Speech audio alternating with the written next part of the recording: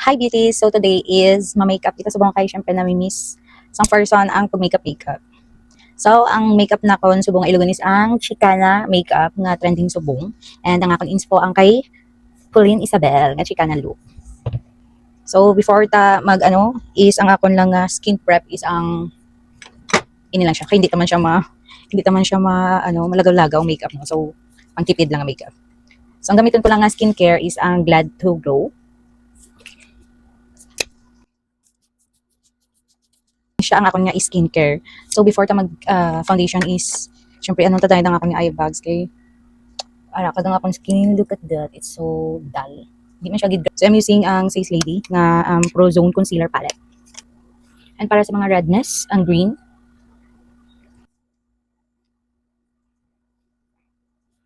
Ito is ang medium shade sang hindi ako medium, ako neutral nga shade. So hindi maputi, hindi man sang ma-warm. So akong gamiton is ang Stroke. Ang nga shade is medium 03 kay may ayan, do ano lang siya. No, pero hindi mo gitugan isang warm. Pero una, Korea. So warm ako. So stroke akong gamit guys kay manami siya kay very lightweight lang siya. Gamiton do wala lang ko foundation. Oh, so mga concealer lang ta. Sa mata. So ang akong gamit is ang muni. Dinamix ko lang. Akong gamiton is ang Vice Cosmetics. Ang iyang shade is ang Achieve.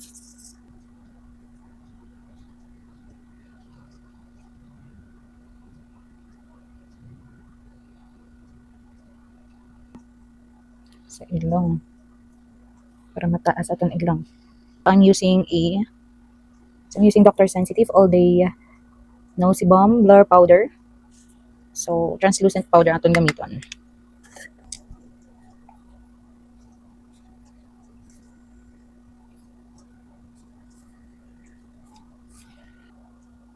Okay. So, I'm using yung Bia. The shade of 103.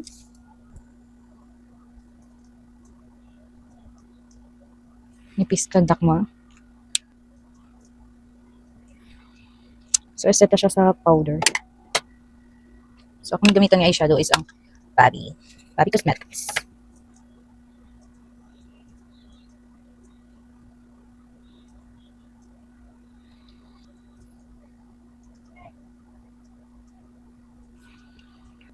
Lower lash line.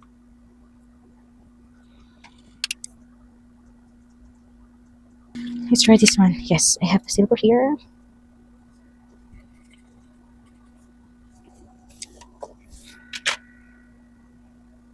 Yun. So, dapat siya, mixan to siya sang mixan to siya sang white. Yun. Yan.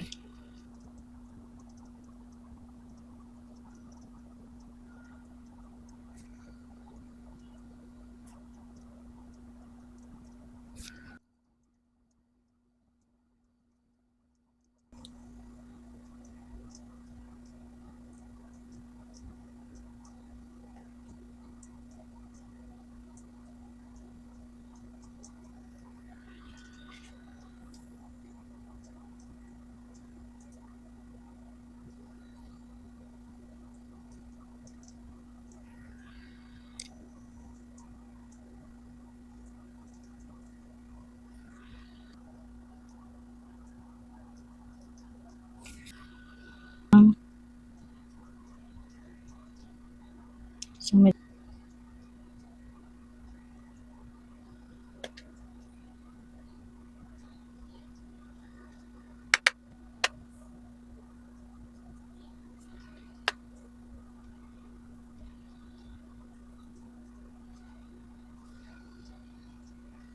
or hindi man sa